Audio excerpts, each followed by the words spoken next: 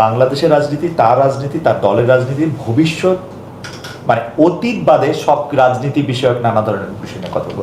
হাসনাত আব্দুল্লাহ, আপনি আমাদের সময় দিয়েছেন, সেই জন্য আপনাকে ধন্যবাদ, শুভেচ্ছা ও স্বাগতম। তার আগে দর্শকদের জন্য মানে আমি আপনার জাতীয় নাগরিক পার্টি এনসিপির দক্ষিণাঞ্চলীয় মুখ্য সংগঠক এই পরিচয়টা দিতে চাই, এবং কুমিল্লা ৪ আসনের মাননীয় সংসদ সদস্য জনাব হাসনাত আব্দুল্লাহ, আপনি আমাদের সময় দিয়েছেন, সেজন্য আমাদের শুভেচ্ছা, ধন্যবাদ। আপনাকেও ধন্যবাদ। আপনি অনেকদিন পরে দেশে আসছেন এবং আপনার সাথে কথা বলার সুযোগ হচ্ছে। আপনাকে অনেক বেশি স্বাগত জানাচ্ছি আজকের এই। আমরা রাজনীতি নিয়ে একটু যদি প্রথম প্রশ্নটা এরকম করি যে জনাব হাসনাত আব্দুল্লাহর কাছে রাজনীতি আসলে কি? রাজনীতি কি, এটা একটা আদর্শিক এটা হচ্ছে এটা ফিলোসফিক্যাল কোশ্চেন। অনেক বছর ধরে রাজনীতি কি এটার একটা সলুক সন্ধানে অনেক দার্শনিকই করেছে, প্লেটো, এরিস্টটল সবাই। তবে আমার কাছে রাজনীতি হচ্ছে যে আপনার পলিসি মেকিং প্রক্রিয়াটা, এমন পলিসি মেকিং প্রক্রিয়া যেটা ম্যাক্সিমাম নাম্বার অফ পিপলের জন্য সোসাইটিতে হচ্ছে ইতিবাচক ফলাফল নিয়ে আসে, এবং যেই পলিসি মেকিং প্রক্রিয়ার মধ্য দিয়ে আপনি ক্ষমতা গ্রহণ করবেন এবং রাষ্ট্র নাগরিকের প্রতি যেই দায়িত্বগুলো পালন করবে এবং নাগরিক রাষ্ট্রের প্রতি যেই কর্তব্যগুলো পালন করবে, এই পুরো প্রক্রিয়াটাই হচ্ছে আমার কাছে রাজনীতি। এবং দিন শেষে সিদ্ধান্ত গ্রহণ প্রক্রিয়া, যেটার মধ্য দিয়ে যেই সিদ্ধান্ত গ্রহণের মধ্য দিয়ে সমাজের বেশিরভাগ মানুষের কল্যাণ সাধন হবে, সমতা প্রতিষ্ঠিত হবে, এবং এটার সাথে ক্ষমতা সরাসরি জড়িত। আপনি দিন শেষে ক্ষমতায় যেতে হবে। ক্ষমতা, এখানে আমি বলছি ক্ষমতা নেতিবাচক শব্দটা, মানে আমাদের প্র্যাকটিক্যাল বিভিন্ন রিজনের কারণে নেতিবাচক শোনা যায়, কিন্তু ক্ষমতার মধ্য দিয়েই হচ্ছে পলিসি মেকিং প্রক্রিয়া দিন শেষে ফিল্ডে বাস্তবায়ন করা যায়। তো রাজনীতি আমার কাছে এই সবগুলোর হচ্ছে একটার সাথে সম্পৃক্ত। ইন্টারেস্টিং। আমার কাছে মনে হয় যে আপনার রাজনীতিটা আমরা তো একটু বুঝতে চাই, আপনার অল্প সময়ের মধ্যেও আপনি এটা আসলে একটু বলছেন, কিন্তু আপনি ক্ষমতাটার উপরে জোর দিচ্ছেন। অন্য রাজনীতিবিদদের আমরা প্রায় শুনি যে না, ক্ষমতা আমার লক্ষ্য না, আমি আসলে ক্ষমতার জন্য রাজনীতি করি না, জনগণের জন্য রাজনীতি করি না। সেক্ষেত্রে আপনি একদম স্পষ্ট বলতেছেন যে না, এটার সাথে ক্ষমতা খুব সম্পর্কিত। এটা আরেকটু বলবেন, মানে আপনার ইউ হ্যাভ, ফর এক্সাম্পল, আপনার ভালো পলিসি আছে, আপনার রাজনীতির অনেক ধরনের রূপ হয়। যেমন সিভিল সোসাইটি হচ্ছে সে কখনোই হচ্ছে আপনার ক্ষমতায় যাবে না, কিন্তু সেও পলিসি প্রপোজ করে সোসাইটিতে, সামাজিক সম্মতি উৎপাদন করে, রাজনৈতিক সম্মতি উৎপাদন করে। পেপার পত্রিকারও এক ধরনের পলিটিক্যাল পজিশন আছে, সেও সম্মতি উৎপাদন করে। কিন্তু দিন শেষে একটা রাজনৈতিক দলের দিন শেষে সেটা অবজেক্টিভ থাকবে, সেটা ক্ষমতায় যাবে। ক্ষমতা বলতে বোঝাচ্ছে যে এক্সিকিউশনের তার হচ্ছে একটা ম্যান্ডেট থাকবে। একটা এক্সিকিউশনের ম্যান্ডেট না থাকলে দিন শেষে এটা হচ্ছে একটা শুধু ভার্বাল এবং পলিসি প্রপোজালের জায়গায় থাকে, দিন শেষে এটা বাস্তবায়ন ঘটবে না। সেই জন্য প্রতিটা রাজনৈতিক দলের আলটিমেট অবজেক্টিভ মানুষের ম্যান্ডেট নিয়ে ক্ষমতায় গিয়ে সেই পলিসিগুলোকে বাস্তবায়ন করা। আচ্ছা, এইখানে তাহলে মানে আমার মনে হয় দর্শকরাও আপনাকে বুঝতে পারছে, তাহলে এইখানে কি এরকম প্রশ্নটা করা যায় যে জনাব হাসনাত আব্দুল্লাহ কি যথেষ্ট পরিমাণে ক্ষমতায়ন হয়েছে, নাকি ক্ষমতায় যেতে হলে, ধরেন আপনি তো এখন বিরোধী দলের এমপি, তো ক্ষমতায় যেতে হলে কি আসলে সরকারি দলের এমপি কি ক্ষমতা, নাকি বিরোধী দলের এমপিও যথেষ্ট ক্ষমতা? একটু লেজ যুক্ত করি, মানে সরকারি দলের শীর্ষ নেতা হওয়া ক্ষমতা, না সরকারি দলের ধরেন এখন ওনাদের কতটা আছে, 260 মনে হয় 350, তো ওইটার একজন হওয়া ক্ষমতা নেই। বিরোধী তো ওয়ান ফর্ম অফ পাওয়ার। বিরোধিতা করাটাও এটা এক ধরনের হচ্ছে ক্ষমতা। আপনি ফর এক্সাম্পল আমি যদি ধরি, যেমন কিছুদিন আগে সংসদে হচ্ছে বাংলাদেশ ব্যাংক নিয়ে হচ্ছে একটা আইন প্রণয়ন করা হয় 18 ক। তো সরকার সিদ্ধান্ত নেয় যে এই আইনটা হচ্ছে প্রণয়ন করবে, যেখানে হচ্ছে আগের মালিকদেরকে, ব্যাংক মালিকদেরকে ফিরিয়ে আনা হবে এবং একটা নির্দিষ্ট পরিমাণ তারা হচ্ছে ঋণ ফেরত দেওয়ার মধ্য দিয়ে আবার মালিকানাটা সেটা আবার হচ্ছে তারা রিগেইন করতে পারবে। তো সেই জায়গা থেকে বিরোধী দল থেকে সেটার যথেষ্ট পরিমাণ হচ্ছে তত্ত্ব এবং তথ্যভিত্তিক বিরোধিতা করা হয়েছে এবং সংসদে প্লেস করা হয়েছে, যা ফলত সরকারকে তার অবস্থান থেকে ফিরে আসতে হয়েছে এবং এই আইনটিকে আবার পরবর্তীতে রিফর্ম করা হয়েছে। তো এটাও এক ধরনের ক্ষমতা, অবশ্যই এক ধরনের, মানে খুবই গুরুত্বপূর্ণ ক্ষমতা, খুবই গুরুত্বপূর্ণ ক্ষমতা অবশ্যই। কিন্তু আমার কাছে যদি প্রশ্নটা এখন এই জায়গায় আনি, দর্শকদের মধ্যে কেউ কেউ বলতে পারছেন যে আমাকে ভালো শোনা যাচ্ছে না। আমার মনে হয় যে আমরা চেষ্টা করছি এইটা ভালো যাতে একটু শোনা যায়। হাসনাত আব্দুল্লাহর সাউন্ড ঠিক আছে, কিন্তু আমার সাউন্ডটা নিয়ে আসলে দর্শকরা অনেক প্রশ্ন করছেন। আমি আমাদের যে কলাকুশলী আছেন তাদেরকে বলবো একটু পরীক্ষা করে দেখতে, যে এটা আমি বলতেছিলাম যে তাহলে কি আপনি রাজনীতির ক্ষেত্রে ক্ষমতায়নটার ক্ষেত্রে আপনি বললেন বিরোধী দলের ক্ষমতা আছে, সরকারি দলের ক্ষমতা আছে, তাহলে কি শুধু রাজনীতির ক্ষেত্রে সংসদ সদস্য হওয়াটাই ক্ষমতায়নের ইয়ার্ডস্টিক, নাকি ধরেন উপজেলা চেয়ারম্যান, ইউনিয়ন পরিষদের চেয়ারম্যান তারাও আসলে ক্ষমতার মানে মানে কোন জায়গায় গেলে এটার আসলে ক্ষমতার ইয়েটা শুরু হয়, এইটা আপনি কি মনে করেন? এটা এই জায়গা হচ্ছে ডিসেন্ট্রালাইজেশন অফ পাওয়ার, হ্যাঁ, হ্যাঁ। এই জায়গা থেকে আসছে। কারণ এই ক্ষমতা তো কেন্দ্রভূত শুধুমাত্র যে গণ ভবনেই থাকবে, শুধু একটা ব্যক্তির তা তো কাছে থাকবে, ব্যাপারটা এমন না। তা তো না। প্রত্যেকটা স্তরে স্তরে এই ক্ষমতাটাকে ডিসেন্ট্রালাইজ করে দেওয়া হয়, মাঠ প্রশাসন থেকে। দেওয়া হয় কাগজে কলমে। মানে আপনি কি দেখতে পাচ্ছেন যে মানে তারা কি আসলে কি এটা সত্যি সত্যি ডিসেন্ট্রালাইজ, মানে একজন ইউনিয়ন পরিষদের যিনি চেয়ারম্যান আছেন বা উপজেলা পরিষদের যিনি চেয়ারম্যান আছেন, এটা কি যথেষ্ট পরিমাণে আপনি কি মনে করেন? না, থিওরিটিক্যালি অনেক বছর ধরে আমরা ডিসেন্ট্রালাইজেশন অফ পাওয়ার নিয়ে আমরা কথা বলছে আমরা শুনেছি, কিন্তু এটার যেই প্রায়োগিক জায়গাটাই সেটা আসলে মূলত নয়। প্রায়োগিক জায়গায় দেখা যায় যে একটা নির্দিষ্ট অংশ, বিশেষ করে যদি দেখি মাঠ প্রশাসনের কয়েকটা পোস্ট খুব বেশি ক্ষমতাবান, সেক্ষেত্রে আবার দেখা যায় আপনার এমপির জায়গা থেকে আমাদের যদি তাত্ত্বিক আমাদের কিন্তু ক্ষমতা আইন প্রণয়ন করার কথা, কিন্তু সেই জায়গায় দেখা যায় আমাদের এমপিদেরকে কিন্তু অনেক বেশি হচ্ছে স্থানীয় বিভিন্ন অ্যাক্টিভিটিতে আমাদের প্র্যাকটিসের জায়গাটায় আমাদেরকে যুক্ত থাকতে হচ্ছে। তো উপজেলা চেয়ারম্যানের কাজগুলো কিন্তু অনেক ক্ষেত্রে আমাদের করতে হচ্ছে, এটা প্র্যাকটিস, এটা হচ্ছে এবং মানুষও এভাবে ভাবছে, কারণ অনেক বছর ধরে যেহেতু এটা চলে এসছে। তো ডিসেন্ট্রালাইজেশন অফ পাওয়ার তাত্ত্বিকভাবে যেভাবে রয়েছে, প্রায়োগিক জায়গাতে সব ক্ষেত্রে এমন নয়। তবে আমরা চাই এই ডিসেন্ট্রালাইজেশন অফ পাওয়ার প্রত্যেকের যেই ক্ষমতাটা আমরা যখন ইনস্টিটিউশনগুলোকে আমরা যথাযথভাবে হচ্ছে ফাংশনাল করতে পারবো, তখন এই যে পাওয়ারের চেক অ্যান্ড ব্যালেন্সটা হচ্ছে যথাযথভাবে হচ্ছে প্রয়োগ হবে।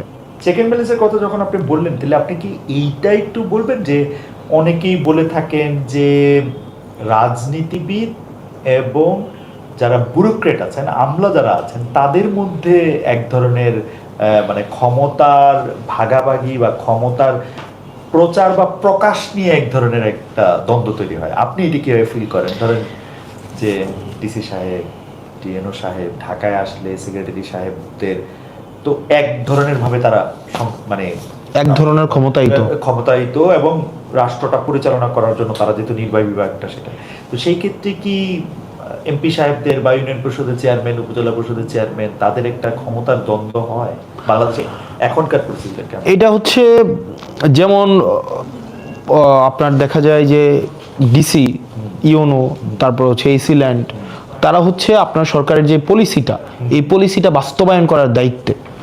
এই সরকারের পলিসি কিন্তু হচ্ছে সরাসরি একজন সংসদ সদস্য বা উপজেলা চেয়ারম্যান সরাসরি গিয়ে সেটা বাস্তবায়ন করবে না।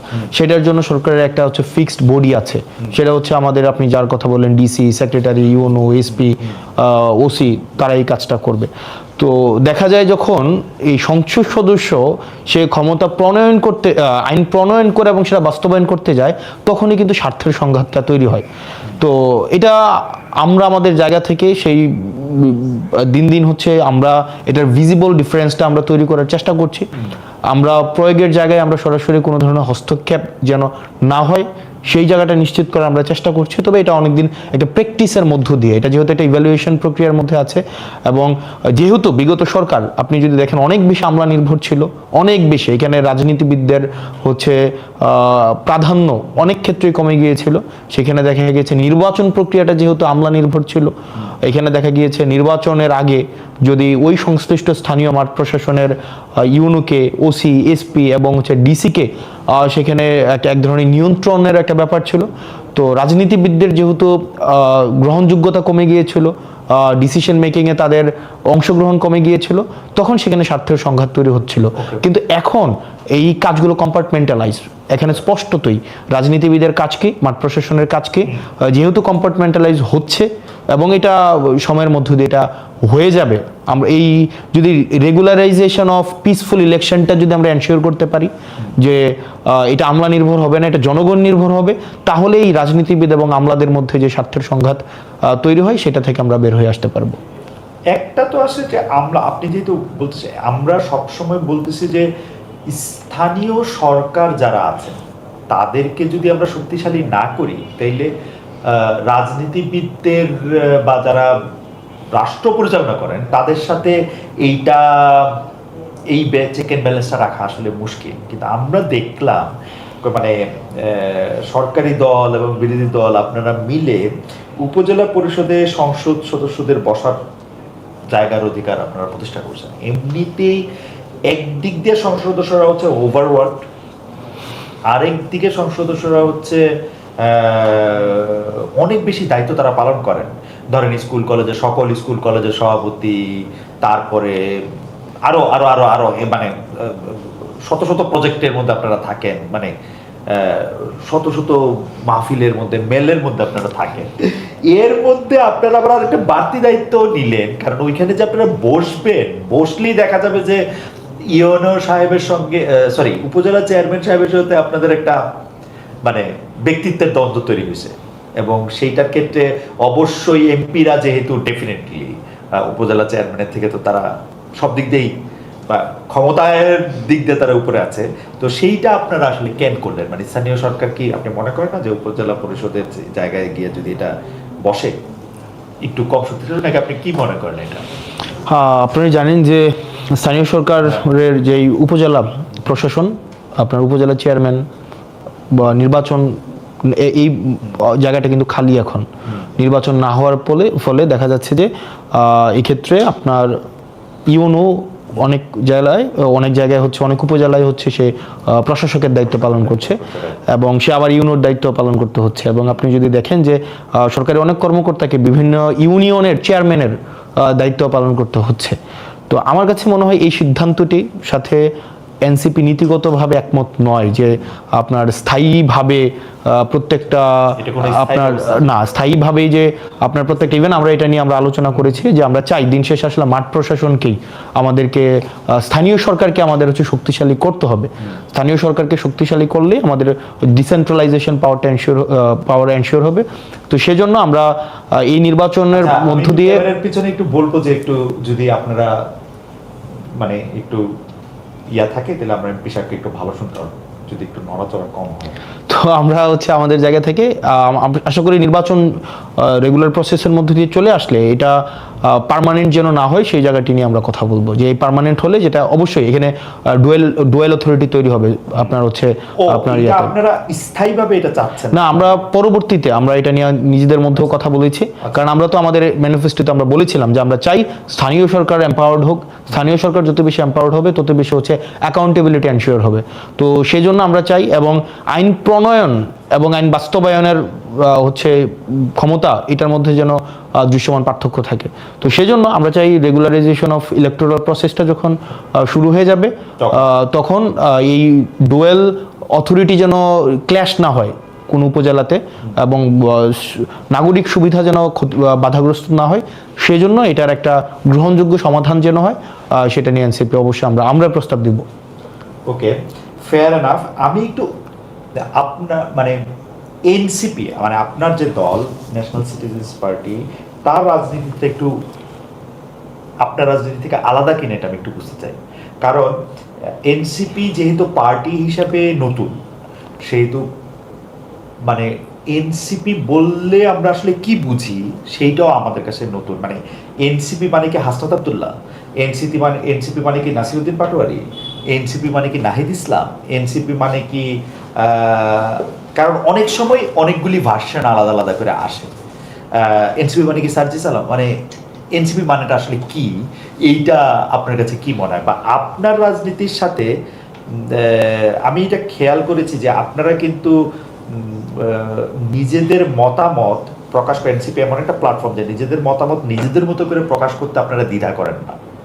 এইটা আপনাদের মধ্যে আমরা এটা দেখি। যেমন বিএনপির একজন নেতার কথা শুনলেই মোটামুটিভাবে অন্য নেতারা কি বলবেন একই প্রসঙ্গে এইটা বোঝা যায়, কিন্তু এনসিপির ক্ষেত্রে ঘটনাটা এরকম না। এই জন্য আমি বুঝতে চাই যে এনসিপির রাজনীতির সাথে হাসনাত আব্দুল্লাহ রাজনীতি কোনো পার্থক্য আসে কিনা, একটু বড় করেই বললাম প্রশ্নটা। এনসিপি আসলে রাজনৈতিক অ্যাক্টিভিটি এটা একটা ইভ্যালুয়েশনের মধ্য দিয়ে গিয়ে তারপরে হচ্ছে একটা চিত্র আপনার মাথার মধ্যে ভেসে উঠবে। তবে এনসিপি যদি এক কথায় বলি, summation of the activity of Nahid, Hasnat, Sarjis, Asif, Nasiruddin Patwari and everyone involve in NCP, যা শুধুমাত্র মানে আইসোলেটভাবে শুধুমাত্র হাসনাত বা সার্জিস বা নাহিদ, নাসির, আসিফ ব্যাপারটা এমন না, সামেশন অফ এভরিওয়ানস অ্যাক্টিভিটি। তো এখন দেখা যাচ্ছে যে হ্যাঁ, এটা সত্য যে আমাদের রাজনৈতিক দল 1.5 বছর হয়েছে, 1.5 বছর এটা আমরা দল গঠনের মধ্য দিয়ে গিয়েছি। এখানে আমাদের মধ্যে নিজস্ব বোঝাপড়া বিভিন্ন অ্যাক্টিভিটির মধ্য দিয়ে তৈরি হয় এবং সময়ের সাথে সাথে বিভিন্ন উপলক্ষের সাথে সাথে আপনি যদি গত 1 বছর আগে এনসিপির অ্যাক্টিভিটিকে আপনি দেখেন এবং 1 বছর পরের এনসিপির অ্যাক্টিভিটি দেখেন, আপনি দেখবেন অনেকটা এখন পলিসি ওরিয়েন্টেড, অনেকটা আমরা চাচ্ছি যে কনস্ট্রাকশনের দিকে যেতে এবং অনেকটা আমরা দেখা যাচ্ছে যে কিভাবে রাষ্ট্র বিনির্মাণের দিকে বেশি যাওয়া যায় সেই বিষয়গুলো নিয়ে আমরা চিন্তা করছি। এটা সত্য যে আমরা হচ্ছে যেহেতু বিভিন্ন স্ট্রিমের মানুষ একটা উপলক্ষের মধ্য দিয়ে একসাথে এসেছে, তো স্বাভাবিকভাবেই তার নিজস্ব মতামত, নিজস্ব পছন্দ, নিজস্ব দর্শন, নিজস্ব অ্যাক্টিভিটি তখন স্পষ্ট হয়েছে। এখন আমরা একটা প্ল্যাটফর্মে একটা উদ্দেশ্যে এবং কিছু অ্যাক্টিভিটি নিয়ে যখন আমরা কিছু মানুষ একসাথে পথ চলবো, তখন আলাদা আলাদা অ্যাক্টিভিটিগুলো না হয়ে তখন একটা ছবি আকারে তখন দেখা যাবে তৈরি হবে এবং এই অ্যাক্টিভিটির মধ্য দিয়েই মূলত হচ্ছে এনসিপি বলতে আপনার মাথায় একটা ছবি ভেসে উঠবে। এটা কি কোনো সময় কনফ্লিক্টিং হওয়ার একটা ঝামেলা আছে, মানে সম্ভাবনা আছে? মানে এমন কি হইতে পারে যে ধরেন একটা গিভেন সার্কামস্টেন্সে একটা বিষয়ে আপনার অবস্থান এরকম যে আপনি মনে করেন যে উদাহরণ দিলে দেয়া যায় যে ধরেন মাজারটা ভাঙা হবে কি রাখা হবে, মাজার করা কি একটা মানুষের অধিকার, নাকি কেউ কেউ যেমন বলতেছেন যেটা ইসলাম ধর্ম থেকে দূরে, সুতরাং এইটারে এরকমই হওয়া উচিত। এইসব ক্ষেত্রে আপনারা মানে ধরেন এটা তো মনে হইতেই পারে, হাসান আব্দুল্লাহ মনে হইতে পারে যে যার যার মাজার শেষে করুক। আমাদের স্পষ্ট অবস্থান মাজারের বিষয়ে, বা আরও যদি আমরা একদম ডিটেইলে আমরা যাই, যেমন কিছুদিন আগে মাজারের বিষয়টা, মাজার ভাঙা হয়েছে বিভিন্ন জায়গায় এবং এই বিষয়ে আমরা বিরোধিতা জানিয়েছি। আমার ব্যক্তিগত জায়গা থেকে আমার ব্যক্তিগত পছন্দকে আমি সামগ্রিকভাবে চাপিয়ে দেওয়ার পক্ষে আমি না, বা আমরা না। যে পছন্দ করে সে মাজারে যাবে, যে পছন্দ করবে সে মাজারে, যদি অপছন্দ করবে সে মাজারে যাবে না। কিন্তু মাজারকে আক্রমণ করা, আরেকজনের পছন্দকে হচ্ছে আপনি রেগুলেট করা, সেন্সর করা, এই অধিকার আপনার নাই। আপনার যদি পছন্দ না হয় আপনি মাজারে যাবেন না, আপনার পছন্দ হইলে আপনি মাজারে যাবেন। কেউ যদি মাজারকে পছন্দ করতে না চায় তাকে জোর করে চাপিয়ে দেওয়া যাবে না, আর কেউ যদি মাজারে যেতে চায় আবার তাকে না যেতে বাধ্য করা যাবে না। এটা হচ্ছে আমাদের পজিশন। তো সেই জায়গা থেকে যারা মাজারপন্থী আছে তারা মাজারে তাদের যে অ্যাক্টিভিটি সেটা যথাযথভাবে পরিচালনা করার সম্পূর্ণ ইখতিয়ার তাদের আছে। আবার যারা মাজার পছন্দ করে না তাদেরকে চাপিয়ে দেওয়ার ইখতিয়ারও কারণ নেই। এটা হচ্ছে আমাদের স্পষ্ট অবস্থান এবং সেই জায়গায় আমরা কিন্তু একদম শুরু থেকে আমরা কথা বলেছি এবং শুরু থেকে আমরা বিবৃতি দিয়েছি, আমরা বিভিন্ন জায়গায় কথা বলেছি। ইভেন আমি আমার রাজনৈতিক আমার এলাকাতে আমি যেন মাজারের উপরে বা কোনো যারা হচ্ছে আপনার মতো করে ভাববে না, আপনার মতো করে পছন্দ করবে না, তাকে আপনি আক্রমণ করবেন, এই জায়গাটি যেন কখনো না হয়, সেই জায়গাতে কিন্তু আমরা স্পষ্টভাবে আমাদের অবস্থানটা স্পষ্ট করেছি। এখন আপনি আমাকে বলতে পারেন যে এটা হয়তো আপনার একটা একত্রে একটা ছবি আসে নাই বা সবার শটটা হয়তো একত্রে আসে নাই, হ্যাঁ সেটা হতে পারে, কিন্তু আপনার দিন যত যাবে আমাদের অ্যাক্টিভিটির মধ্য দিয়ে জায়গাগুলো আরো বেশি স্পষ্ট হবে। আচ্ছা, আমাদের একজন দর্শক রাজু আহমেদ রাজন, সাধারণত আপনি জানেন যে আমি যেটা একটু ক্রিটিক্যাল থাকে বা একটু নিন্দামন্দ বেশি করা থাকে সেইটা আমি পিক করি আর কি, তো সেই জন্য কিছু মনে করেন না, আগে থেকে একটু বলে নিলাম আর কি। তো উনার প্রশ্নটা আমি আপনাকে শোনাইতে চাই, কারণ আমি জানি যে এইসব বিষয়গুলো আপনি ক্লিয়ার করার আপনার নিজের থেকেই আপনার ইয়ে থাকে। তো উনি বলতেছেন, খালেদ মহিউদ্দিনের যদি সাহস থাকে হাসনাত আব্দুল্লাহকে প্রশ্ন করেন, বেকার ছাত্র থেকে তিনি কিভাবে 10 থেকে 15 কোটি টাকা খরচ করে এমপি হয়েছেন, এই টাকা কোত্থেকে এসেছে? আমার জানা মতে উনার কোনো ইনকাম নেই, উনি একজন চাঁদাবাজ। আমার কাছে মনে হয় না, আপনি উত্তর দিলে ভালো হবে, না লোকে মনে করবে যে আমি। আচ্ছা, এটা হচ্ছে মানে প্রথমত হচ্ছে যে আমার ইনকাম হচ্ছে খুবই স্পষ্ট আমার ইনকাম নিয়ে কখনোই লুকোচুরি ছিল না। হ্যাঁ, তবে এটা সত্য, আমার ইনকাম নাই। কখন? নির্বাচনের পরে আমার সরকারি বেতন ছাড়া আমার কোনো ইনকাম নাই। মানে আপনি আর পড়াচ্ছেন না, এখন আমি আমার যেই কোর্সের সাথে আমার এখন হচ্ছে এবার এডমিশনে হয়তো আমি নতুন করে চুক্তি করতে পারি, কিন্তু নির্বাচন পরে, মানে নির্বাচন হচ্ছে আপনার 2026 সালের ফেব্রুয়ারির 17 তারিখ আমাদের শপথ হয়েছে। আমি সবাই জানে আমি 1,74,000 টাকা বেতন পাই এখন, মানে আমার 1,74,000 টাকা বেতন মাসে আসে। এটা হচ্ছে অগাস্ট মাস এই পর্যন্ত, এর বাইরে আমার আসলে কোনো ইনকাম নাই, এটা সত্য। কিন্তু এই নির্বাচনের পূর্বে আমার ইনকাম যদি আপনি দেখতে চান, হচ্ছে জনাব রাজু আহমেদ, আমি আপনাকে বিনীতভাবে বিনয়ের সাথে বলবো, আমার ইনকাম খুবই স্পষ্ট স্বচ্ছ। আপনি নেটে সার্চ করলে আমার ইনকাম পাবেন। তবে সেটা 2024-এর পরে না, আমার ইনকাম হচ্ছে আমি 2017 সাল থেকে আমি হচ্ছে আমি আমার ব্যক্তিগত আয় আছে, এবং আপনি এটা হচ্ছে আপনি খোঁজ নিতে পারেন, আপনি এটার অডিট করতে পারেন, এটা ট্যাক্স ফাইল আপনি পাবেন। এবং সেটা এমন না যে 2024 সালের ওই আন্দোলনের পরে এগুলো হয়েছে। আমি হুপ প্রকাশনী নামে একটা প্রকাশনী আছে, যেটা এখনো আছে, আমি সেখানে চাকরি করেছি, কাজ করেছি। প্যানাসিয়াতে আমি চাকরি করেছি, আমি ফোকাসে পড়িয়েছি, রেটিনাতে পড়িয়েছি, আমি হচ্ছে আমার নিজের প্রতিষ্ঠান স্কুল অফ এক্সিলেন্স আমার আছে, এবং আমি সেই প্রতিষ্ঠানের যে আমি ওনার, সেটা 2023 সালের জুন মাসে সেটার হচ্ছে ডিড আছে আমার, একদম দলিল বা ট্রেড লাইসেন্স সেটা 2023 সালের জুন মাসে আমার ট্রেড লাইসেন্স আছে। তো তার মানে হচ্ছে ইনকাম মানে সবসময় ছিল। তো এবার যেটা আসে যে উনি একটা প্রশ্ন, ওনার একটা জায়গা ছিল 10-15 কোটি টাকা নির্বাচন করতে লাগে, এটা অসত্য। মানে হয়তো লাগে 50 কোটি টাকা অনেকে খরচ করেছে, বা 100 কোটি টাকা। প্রধান যে আপনার প্রতিদ্বন্দ্বী হওয়ার কথা, উনি তো নির্বাচনেই ছিলেন। উনার নির্বাচন করতেই মানে ওনার ঋণে আছে 100 কোটি টাকা, আমি সেটা বলছিলাম। অর্থাৎ উনি এবার নির্বাচনের জন্য অযোগ্য হয়েছে, কিন্তু নির্বাচনে তো ছিল। আমার প্রশ্ন হচ্ছে যে উনি যেটা বলেছেন 10 থেকে 15 কোটি টাকা যেই খরচের বিষয়টা, আমার নির্বাচন করতে আমার ব্যক্তিগত পকেট থেকে কোনো টাকা খরচ হয়নি, আমার ব্যক্তিগত পকেট থেকে। কিন্তু নির্বাচন করতে খরচ হয়েছে যেই খরচ মানুষ নিজে দিয়েছে, এবং এটা খুবই স্পষ্ট। আমি আপনার ক্যাম্পেইনে তো আমি কাউর থেকে কেউ আপনার কোনো কিছু অফার করলে এটা আপনি মানা করে দেন, মানুষ দিছে কেন? না, আপনি তাহলে না, আপনি দেখবেন ওপেন ক্যাম্পেইনে, আর আমি আপনাকে তাহলে দেখাইতে পারবো, ওপেন ক্যাম্পেইনে আমাকে হচ্ছে মানুষ টাকা দিয়েছে, কেউ 50,000, কেউ 1 লাখ। বেশিরভাগ সময় এগুলি ফেরত দিয়েছেন আমি দেখছি। কিছু কিছু ক্ষেত্রে হয়তো ফেরত দিয়েছি, কিন্তু আপনি দেখবেন আমাদের হচ্ছে, এবং হিসাবও আছে, বিদেশ থেকে কেউ 1 লাখ। এবং আমি অনলাইনে কোনো ফান্ড রেজ করিনি আমার নির্বাচনে, আমি অফলাইনে ফান্ড রেজ, অর্থাৎ আমি একটা প্রোগ্রাম করেছি, ওই প্রোগ্রামে এসে মানুষ অংশগ্রহণ করেছে। তো স্বাভাবিকভাবে আমাদের নির্বাচনে মনে খরচের লিমিট ছিল 43 লাখ টাকা, মানে একজন 43 লাখ টাকা খরচ করতে পারবে, বা 37 লাখ টাকা মনে হয় খরচ করতে পারবে। মানে কনস্টিটিউয়েন্ট ভেদে একটু এদিক সেদিক, হ্যাঁ। অর্থাৎ 10 টাকা করে পার ভোটার 10 টাকা করে। আমার ভোটার ছিল 4,13,000 ভোটার ছিল। তো এটা প্র্যাকটিক্যালি আসলে পসিবল না যে আমার হচ্ছে 4,13,000 10 টাকা করে 40 লাখ টাকা।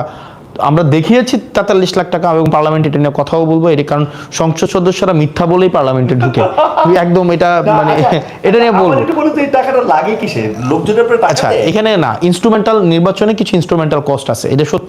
ইনস্ট্রুমেন্টাল কস্ট, যেমন আবার পোস্টারিং এ কোনো ইনস্ট্রুমেন্টাল কস্ট ছিল না। যেমন বেশিরভাগ ক্ষেত্রে ইনস্ট্রুমেন্টাল কস্ট কোথায় লাগে, যেমন আপনি ক্যাম্পেইন করাতে আপনি 500 লোক নিয়ে আপনি ক্যাম্পেইন করবেন, তারপর যে মানুষকে খাওয়াবেন, আর কেউ যদি ভোট কিনতে চায় সেটা তো ডিফারেন্ট বিষয়। এবার আসেন আমার জায়গায়, এই জায়গাগুলো হচ্ছে নির্বাচনের খরচের খাত। এবার আমার জায়গায় আসেন, আমি নির্বাচনে কোনো একটাও আমি বড় সমাবেশ করি নাই, আমি ছোট ছোট উঠান বৈঠক করেছে, এবং উঠান বৈঠকের খরচ ওই এলাকার যে উঠান বৈঠক করেছে ওই এলাকায় খরচ হয়েছে। তারপরে হচ্ছে আমি মানে কাউকে যে ভোট কেনার তো প্রশ্নই আসে না, মানে ভোট কেনার যে টাকা দিয়ে ভোট কেনা। এবং আমার নির্বাচনের বা আমার রাজনীতির যে জায়গাটা বলেন, আমার রাজনীতির একটা গুরুত্বপূর্ণ জায়গা হচ্ছে কস্ট এফেক্টিভ পলিটিক্স।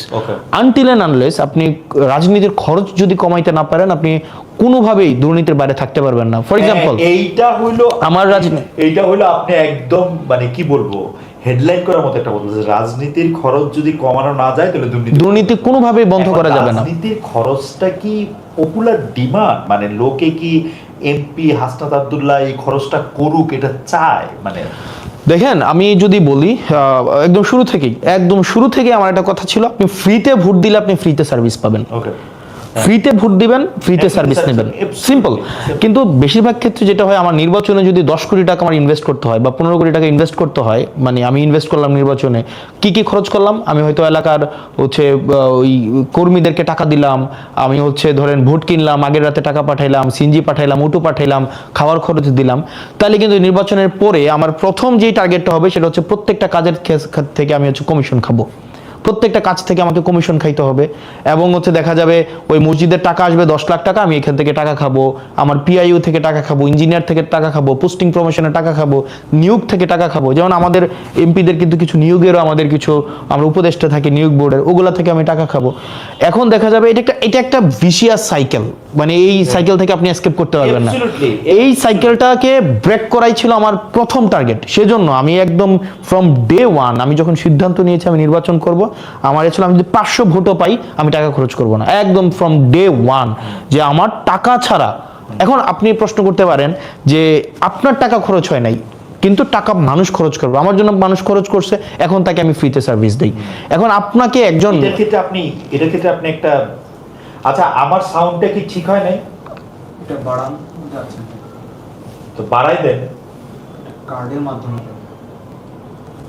আমি তো জিনিসটা হচ্ছে যে মানে দুইজনের সাউন্ড পাওয়া যাবে না একটা ইয়ার মধ্যে, মানে টেকনোলজির এই অবস্থা।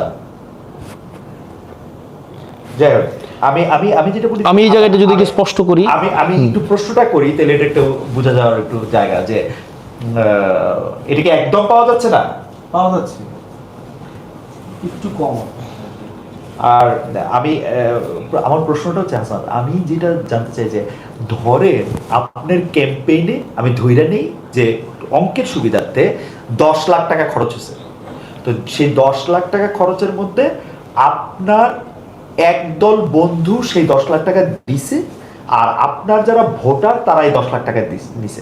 এখন আপনি যখন সার্ভিসটা দেন, তখন যারা আপনার দিছে তাদেরকে আপনি বেশি সার্ভিস দেন কিনা, মানে তারা আপনার বেশি ক্লোজ কিনা, বিকজ তারা তো তাদের মানে তাদের এটা করছে এটার মধ্যে। আচ্ছা, ইন্টারেস্টিংলি আমি আগে বলি কি ধরনের সার্ভিস দিতে হয়। হ্যাঁ। মানে ধরেন আপনি যদি টাকা আনেন, ফর এক্সাম্পল আপনি হচ্ছেন ধামতি ইউনিয়নের, হ্যাঁ, আপনি আমাকে নির্বাচনে ফান্ডিং করলেন, 20 লাখ টাকা 30 লাখ টাকা আপনি দিলেন, তাহলে কয়েকটা সার্ভিস আপনি আমাকে দিতে হবে, আমি আপনার কাছে লায়াবল হয়ে যাব। কি কি দিতে হবে? যেমন আপনার এলাকায় গরু বাজার হবে, তখন দেখা যাবে এই গরু বাজার আপনাকে দিতে হবে আমার, তখন আপনি আমাকে ধরেন ওই আপনার এলাকায় ধরেন কোন একটা নিয়োগ হবে, কাজী নিয়োগ হবে, তখন দেখা যাবে সেইখানে আপনি হচ্ছে ইন্টারফেয়ার করার চেষ্টা করবেন। আপনার এলাকায় একটা জলমহল হচ্ছে আপনার এলাকায় হচ্ছে টেন্ডার হবে, তখন দেখা যাবে আমি সেখানে লায়াবল হব। এখন প্রশ্ন হচ্ছে আমি কি এই ধরনের কোনো ব্যক্তি থেকে টাকা এনেছি কিনা, তাদেরকে এই সুযোগটা দিয়েছি কিনা? উত্তর হচ্ছে না। অর্থাৎ কোনো একটা নির্দিষ্ট ব্যক্তি আমাকে 50 লাখ টাকা দিবে, 20 লাখ টাকা দিবে, 10 লাখ টাকা দিবে, এবং সেটা হচ্ছে কি যে সেটা হচ্ছে একদম আপনার আর আমার নিজস্ব বোঝাপড়া থাকবে, বিষয়টা এমন না। আমাকে যদি মানুষ টাকা দিতে চেয়েছে, সেটা প্রকাশ্য দিবালোকে সবার সামনে যে আমি টাকা দিতে চাচ্ছি, অন কন্ডিশন যে আমি আপনার কাছে অ্যাকাউন্টেবল না, এবং এর বিনিময়ে আমি আপনাকে কিছু দিতে পারবো না। এবং এটা দেবিদ্বারে সবাই জানে। মনের মধ্যে একটা ইয়া থাকে না, এখন ইয়েস, এটা থাকবে কখন? এটা থাকবে কখন? যখন আপনি তার সাথে কোনো ধরনের সিক্রেট কোনো আন্ডারস্ট্যান্ডিং এ যাবেন, যেমন যেহেতু এটা প্রকাশ্যে, এবং এটা যে আমি আপনাকে টাকা দিবেন, এটা হচ্ছে যদি দিয়েছেন নির্বাচনে, এবং আমাদের একটা কমিটি ছিল, আমাদের কমিটি ছিল, এবং এই টাকা আমরা সরাসরি কোনোভাবে ইয়া করি নাই।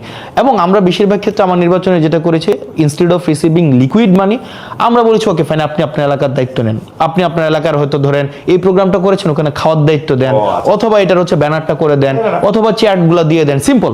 এখানে আমার ব্যক্তিগতভাবে বা আমার পার্টি ব্যক্তিগতভাবে ফ্রম ডে ওয়ান আমরা চেষ্টা করেছি রাজনীতিটাকে হচ্ছে আপনার টাকার বাইরে নিয়ে আসা। আদারওয়াইজ আমি যদি ধরেন টাকা নিতাম, তাহলে এখন কি হইতো, সামনে নির্বাচন আছে, আপনাকে আমার মনোনয়ন দিতে হইতো, গরু বাজার দিতে হইতো, আপনাকে আমার হচ্ছে জলমহল দিতে হইতো, আপনার বাড়ির রাস্তা পাকা করে দিতে হইতো, কাজী নিয়োগে আপনাকে প্রাধান্য দিতে হইতো।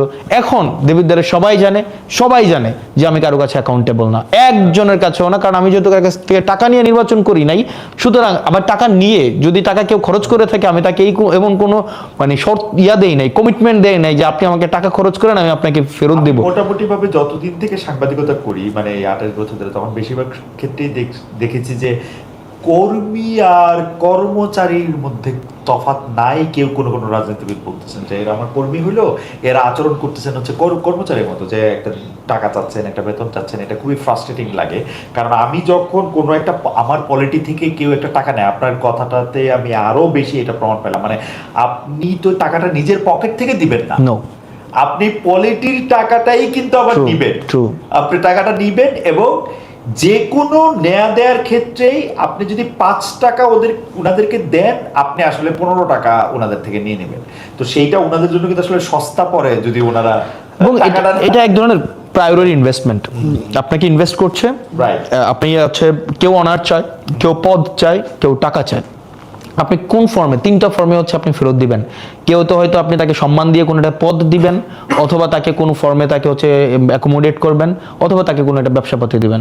আপনি আমার দেববিদ্যালয়ে খোঁজ নিতে পারেন, এটা যেহেতু পাবলিক প্রোগ্রাম, সবাই জানে, এবং এখন অ্যাক্সেস টু ইনফরমেশন সবার কাছে আছে, প্রশাসনিক ট্রান্সপারেন্সি আছে। আপনি দেখবেন আমি কোনো বিষয়ে, মানে সব কিছু, এটা পলিসি যেটা হওয়ার কথা ওভাবেই হবে, যে কেউ আমরা টেন্ডার ম্যানিপুলেশন করতে যাওয়া, কাউকে নির্দিষ্টভাবে কাজ দিয়ে দেওয়া, এই বিষয়গুলোর আমি এগুলার আমার কোনো কিছু লাইবিলিটি নাই।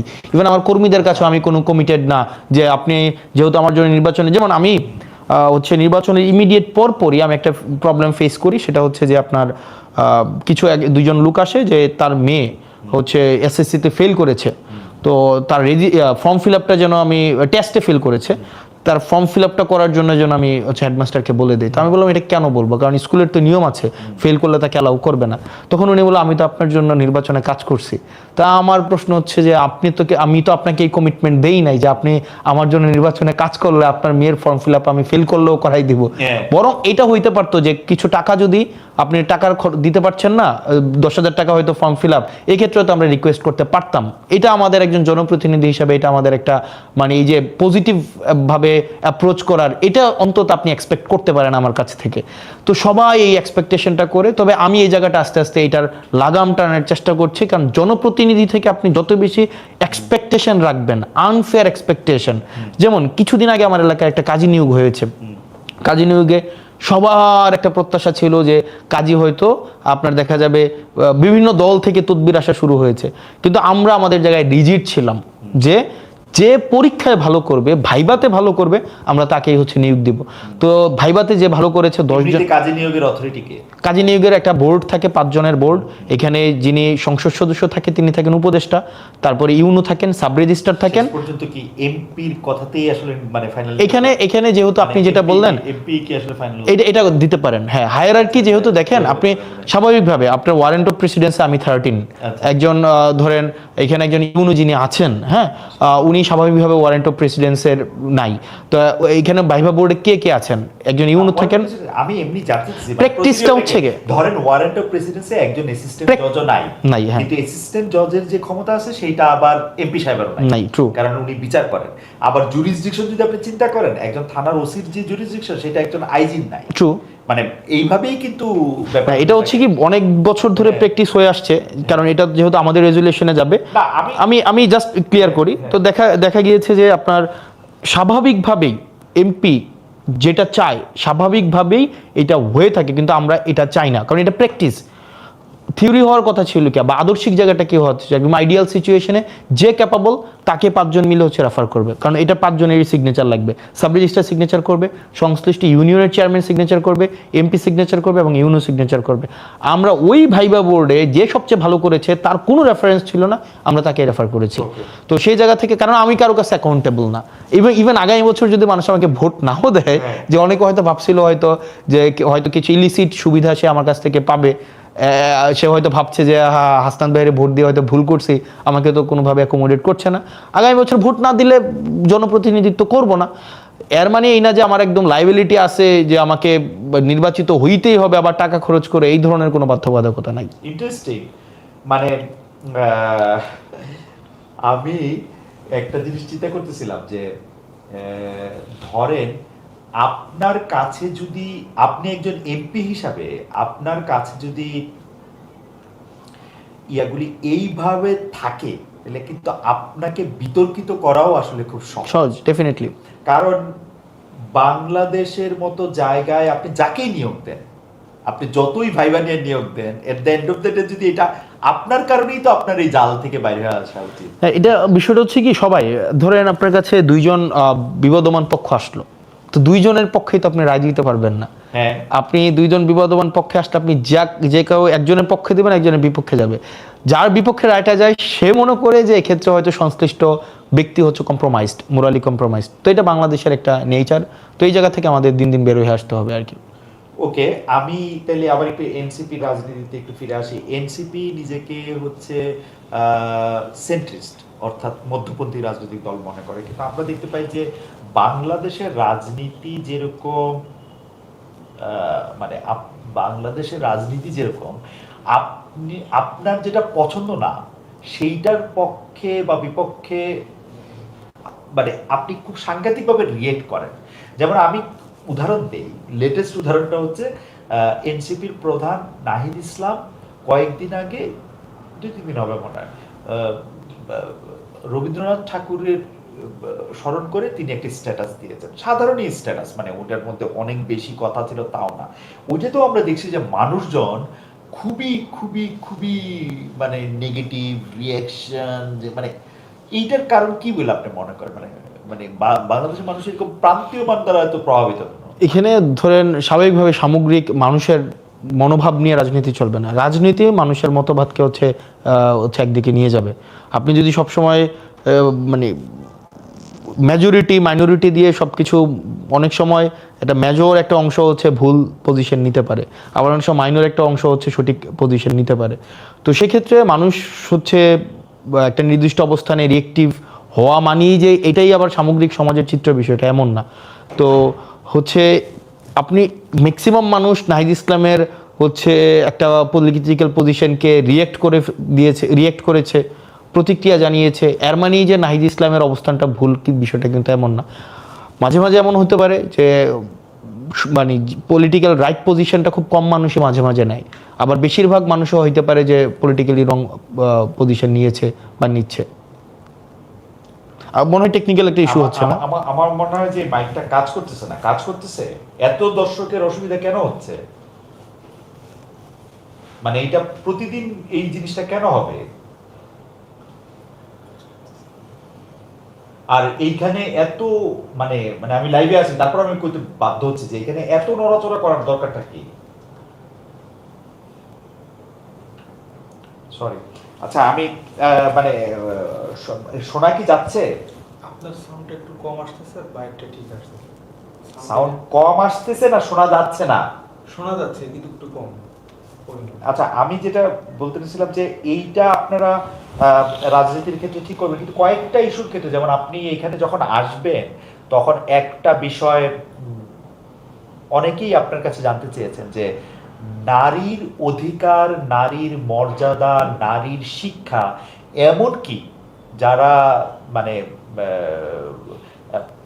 নারীর জীবিকা, ওটার ক্ষেত্রেও আপনারা বা আপনার দল কি ভাবছেন আসলে? মানে এটা কি কোনো একটা স্পেশাল কোনো কিছু? যেমন অনেকে এরকম বলেন যে নারীদের আর পুরুষদের আলাদা শিক্ষা কার্যক্রম অংশগ্রহণ করা উচিত। বর্তমান ব্যবস্থাপনায় নারীদের ঘরে থাকলে আরেকটু আমি ভেবেছিলাম যে আপনি প্রশ্নতে এটা করবেন যে নারীদেরকে আপনারা শিক্ষার হচ্ছে সুযোগ দিবেন কিনা, কর্মসংস্থানের অনুমতি দিবেন কিনা। আমি ভেবেছিলাম এটা। এই কোশ্চেনটা সিরিয়াসলি প্রবলেমেটিক। প্রথম প্রশ্ন হচ্ছে আপনি কে তাদেরকে দেওয়ার? কারণ এখানে তো হচ্ছে মানে আপনি যখন এইভাবে একটা অথরিটেটিভ জায়গায় আপনাকে নিয়ে যান, যে আপনি পুরুষ হিসেবে আপনি হচ্ছেন মানে আপনি খুবই সাংঘাতিকভাবে খুবই সমাপতি কথা বলতেছেন যে আপনি কে।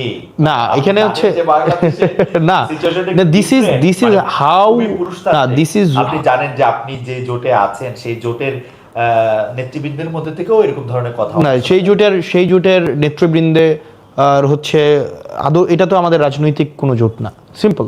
এখানে আদর্শিক কোনো জোট না, সরি। এখানে বিষয়টা হচ্ছে যে একটা নির্বাচনী জোট।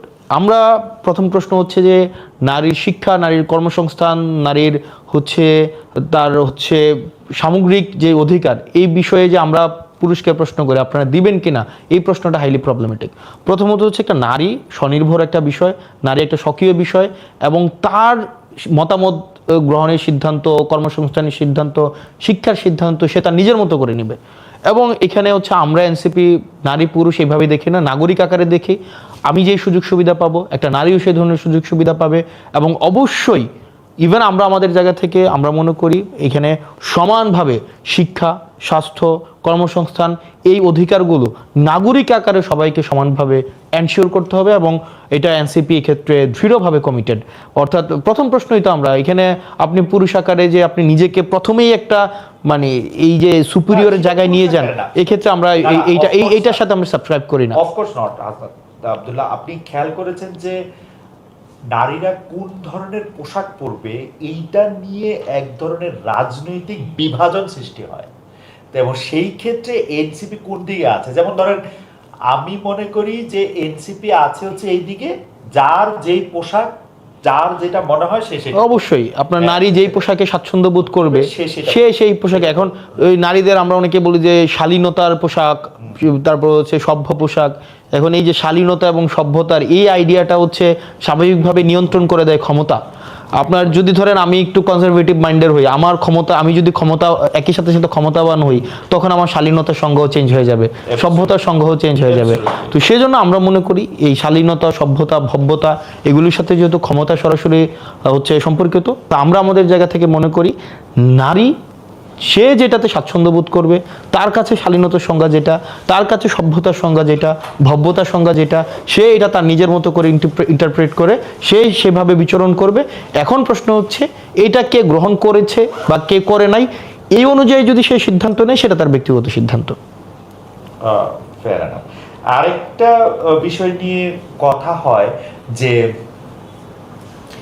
এনসিপির, এনসিপিটা আমি একটু বাদ রাখি, সেটা হলো যে জনাব হাসনাত আব্দুল্লাহ কি রাজনীতি দিয়ে মানুষের ব্যক্তি জীবনের সমস্যা সমাধান করতে পারেন কিনা, অর্থাৎ একজন কৃষকের, একজন শ্রমজীবী মানুষের সমস্যার সমাধান রাজনীতি দিয়ে করা সম্ভব কিনা। মানে আপনি প্রবলেম সলভ করেন, আমি দেখেছি, কারণ আমি আপনার ভিডিও বা আপনার পিআর টিম যেগুলো আপ করে সেগুলো আমি দেখেছি যে আপনি কোনো একটা জায়গায় যাচ্ছেন, চারজন মানুষ চারটা সমস্যা নিয়ে আসছেন, আপনার যেটা যেখানে যদি কোনো জায়গায় ফোন করার হয়, কোনো জায়গায় যদি, এগুলো আপনি করেন।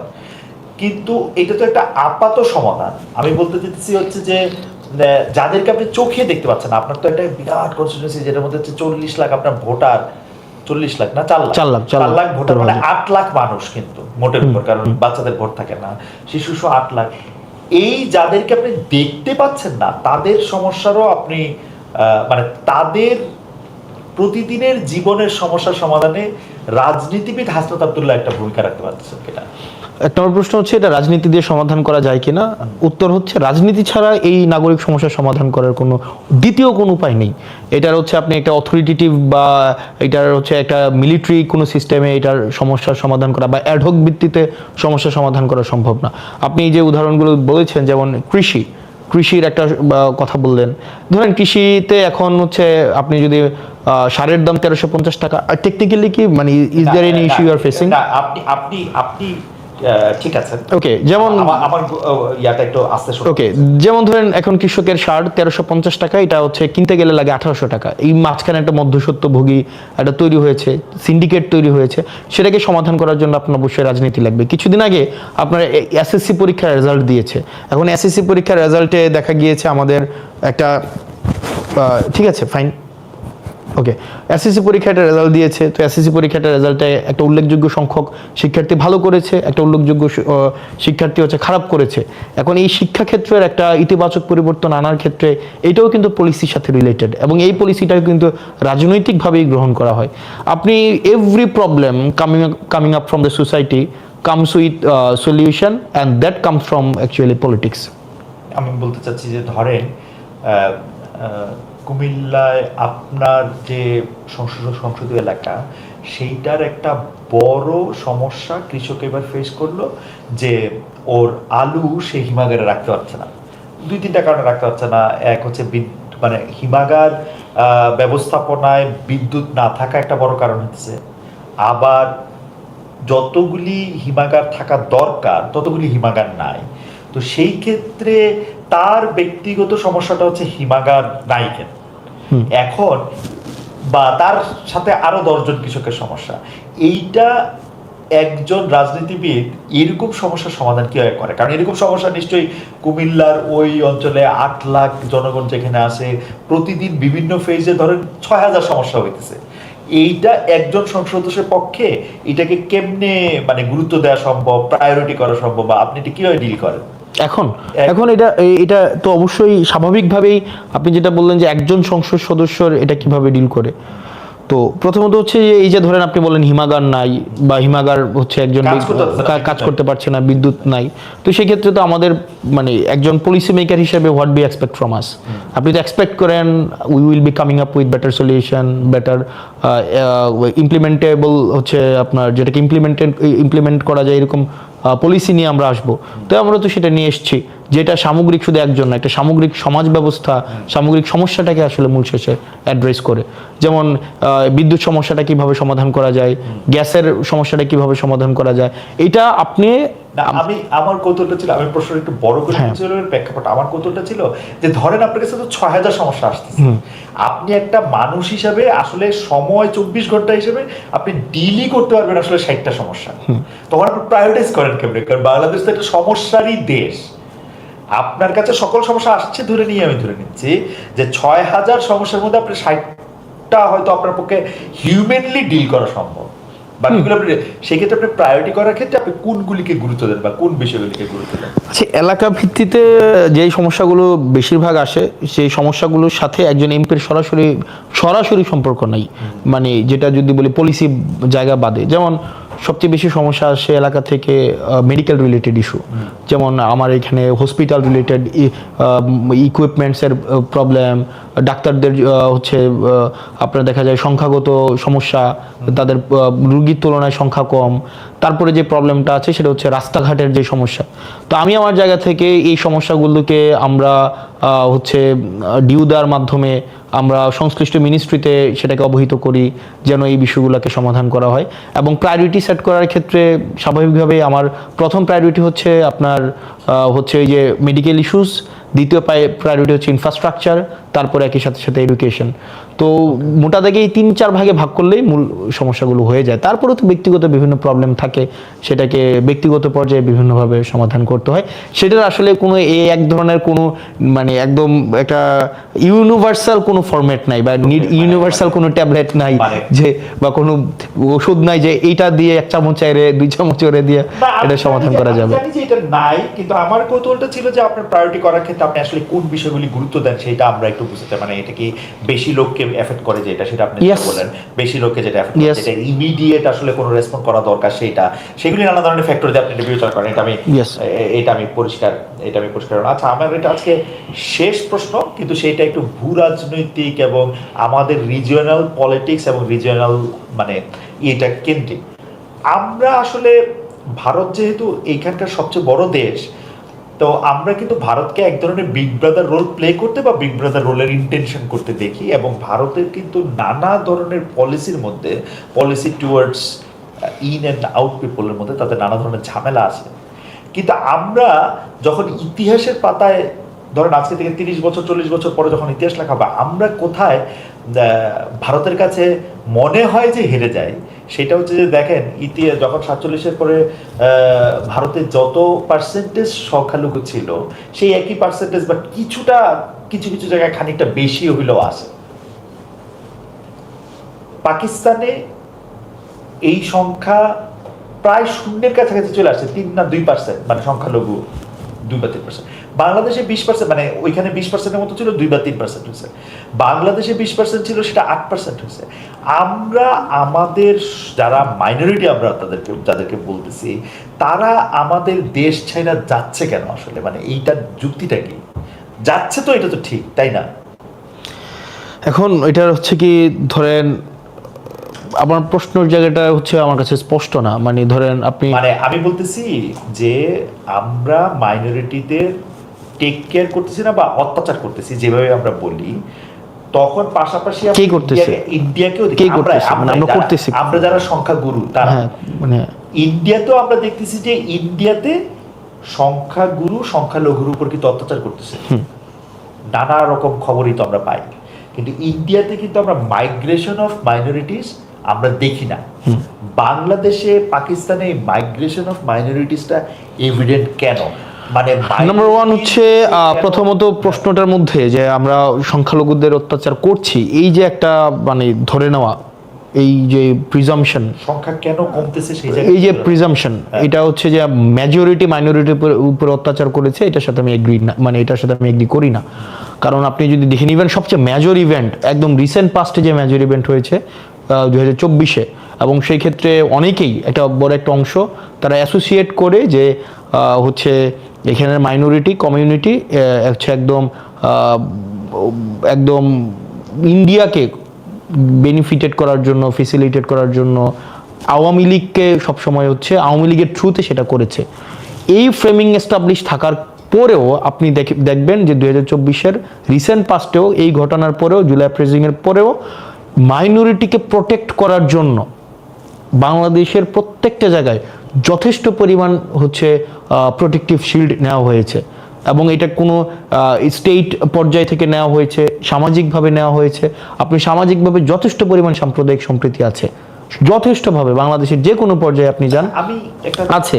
এখন আপনি যদি বলেন ফিয়ার ফ্যাক্টর এখানে যদি কাজ করা হয়, আমি মনে করি আমার জায়গা থেকে, আমার এক্সপিরিয়েন্স থেকে, আমাদের ডোমেস্টিক কোনো ফিয়ার ফ্যাক্টর তৈরি করা হয় নাই মাইনরিটিদেরকে দেশ ছেড়ে চলে যাওয়ার জন্য, বরং এক্ষেত্রে হচ্ছে একটা এক্সটার্নাল ফিয়ার ফ্যাক্টর তৈরি করা হয়েছে। এবং এটা হচ্ছে আপনি দেখবেন আওয়ামী লীগ সবসময় এর ফিয়ার ফ্যাক্টরটা তৈরি করেছে কি আপনার কেবলমাত্র আওয়ামী লীগের কাছে নিরাপদ না। সেটা তো আপনি রাজনীতির কথা বলতেছেন, আমি না, এটা আপনাকে ফ্যাক্ট বলি। আমি আপনি দুইজনই তো ধরেন আমার দাদা বাড়ি নানা বাড়ি কুমিল্লায়, আপনি কুমিল্লায় আপনারই বাড়ি, মানে আপনি থাকছেন এখানে, আমি যেহেতু থাকছি না সেহেতু ধরে নিচ্ছি আর কি, বা বলতেছি কুমিল্লায় একটা কথা বলা হইল যে মন্দিরে গিয়ে একজন কোরআন শরীফ রেখে আসছে, মন্দিরে গিয়ে একজন কোরআন শরীফ রেখে আসছে, কে রেখেছে, কেন রেখেছে, কি কারণে রেখেছে, ওর কোনো আলাপের মধ্যে না গিয়েও আমরা সারা বাংলাদেশের বিভিন্ন জায়গায়, রংপুরে, নোয়াখালীতে, ফেনীতে, মানে যেটাকে বলে হচ্ছে গৃহদেবতা, মানে ওর ঘরে যে ওনারা পূজা করেন বা প্রার্থনা করেন, ওইটা গিয়ে ভাইগা দেয়া আসা হইতেছে বিভিন্ন জায়গায়। আপনি ফিয়ার ফ্যাক্টরটাকে ডোমেস্টিক কেন বলতেছেন না? এটা তো কেউ কেউ কেউ এটা অ্যারেঞ্জ করে না। এখন দেখেন মানে আপনি সোসাইটিতে এই ইভেন্ট, সোসাইটিতে ধরেন আপনি স্বাভাবিকভাবেই প্রত্যেকটা ধর্ম আপনার এখানে মাইনরিটি যারা আছে, সংখ্যাগত মাইনরিটি এখানে প্রত্যেকেই বাংলাদেশি হিসাবে আমি দেখতে চাই। এই যে মেজরিটি মাইনরিটি সংখ্যাগত জায়গা থেকে আমরা হচ্ছে এইভাবে বিভাজনটা করি, প্রত্যেকেই বাংলাদেশি, যারা বা নিজেদেরকে বাংলাদেশি মনে করে না টু আস, তারা হচ্ছে মাইনরিটি। কিন্তু হিন্দু সংখ্যাগত কম বলে হিন্দুদেরকে মাইনরিটি হিসাবে যেভাবে ফ্রেমিং করা হয়, বৌদ্ধদেরকে মাইনরিটি হিসাবে যেভাবে ফ্রেমিং করা হয়, পাহাড়িদেরকে মাইনরিটি হিসাবে ফ্রেমিং করা হয়, আমরা এইভাবে দেখতে চাই না, আমরা আমাদের থেকে এইভাবে দেখতে চাই না।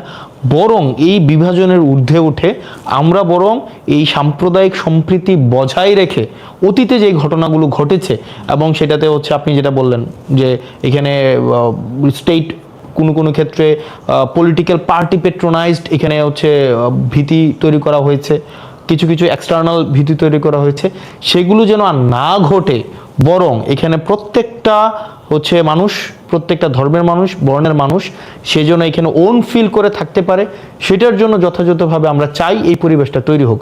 অতীতে আমরা মানে আপনার টকশো শুরুতেই যে বিষয়টি এসেছে যে অতীতের যে ঘটনাগুলো যেখানে একটা আনইজিনেস তৈরি করেছে, সোসাইটির মধ্যে হারমোনি যেটা নষ্ট করেছে, সেটির জন্য পুনরাবৃত্তি আর না ঘটে, সেই জায়গাগুলোতে হচ্ছে আমরা সচেষ্ট থাকা উচিত আমাদের। আমি মোটা দাগে দুইটা ঘটনার কথা বলি। একটা তো হচ্ছে যে একজনকে কবর থেকে তুলে তাকে পুড়িয়ে দেওয়া, একজন হচ্ছে পালাগান করার জন্য তাকে জেলে নিয়ে দেওয়া, আরেকটা আপনি দেখবেন যে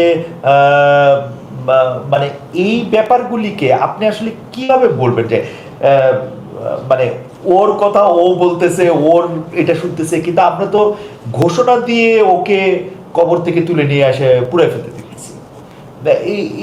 এইগুলিকে আসলে আমরা কিভাবে আসলে আমরা এটা প্রোটেক্ট করব? রমজান মাসে একজন লোক কেন দিনের বেলা খাচ্ছে, কেউ গিয়ে আইসে তাকে কান ধরে উঠবোস করাচ্ছে। মানে আপনি কোথাকার কোন ধর্মের মধ্যে আপনি এই জিনিস পাইছেন, মানে ধর্ম কোথাও নাই। হইতে না এখন ধর্মের কোন জায়গায় আপনি এই অ্যাক্টিভিটিগুলোর মানে এই অ্যাক্টিভিটিগুলোর অ্যাডভোকেট হিসেবে কি আপনি আমাদেরকে মানে ভাবছেন নাকি? আমি আপনার Okay, let's- সমস্যার সমাধান চাচ্ছি, Yes. যে এটা আপনি কিভাবে করবেন সেটা আমি বলেন। আপনি করছেন বা আপনি অ্যাডভোকেসি করতেছেন, আমি No. উল্টাটা বলতেছি যে আপনার মধ্যেও তো আমি সেই হেল্পলেসনেস দেখি, যে এই ঘটনা তো আপনি নো পছন্দ করেন না। No of course not, of course not, এবং এটাকে আমরা কোনোভাবে অ্যান্ড্রেস করি না। কি মানে এটা কিভাবে আপনি ওকে ফাইন, প্রথমত হচ্ছে এটা যেটা হয়েছে যে ল অ্যান্ড অর্ডার সিচুয়েশন না থাকাটা, ল অ্যান্ড অর্ডার সিচুয়েশন খারাপ হওয়ার হচ্ছে ফলাফল হিসেবে আমরা এই সোসাইটিতে এই প্রবলেমগুলো আমরা দেখেছি। ল অ্যান্ড অর্ডার সিচুয়েশন এখানে যখন নাগরিক মনে করবে যে আমি আমার একটা অপকর্মের জন্য আমার শাস্তির মুখোমুখি হতে হবে না, যখন এই ধরনের এক ধরনের পরিবেশ তৈরি হবে, তখন হচ্ছে এই ঘটনাগুলো ঘটবে।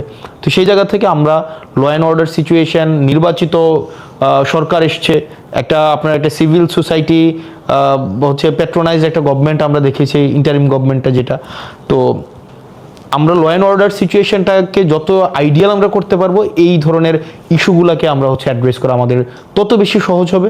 এবং দিন শেষে এই যে মেজরিটি মাইনরিটির এই ফ্রেমে আসলে যদি দেখা হয়, এই প্রবলেমগুলো দিন শেষে স্থায়ীভাবে সমাধান হবে না, বরং আমাদের এগুলাকে সবাইকে অ্যাকোমোডেট করে তারপর হচ্ছে এই সমস্যার সামগ্রিক অ্যাপ্রোচ প্রয়োজন। যে মাইনরিটি মেজরিটি এই বাইনারি সেট করে শুরুতেই যখন আপনি একজনকে মাইনরিটি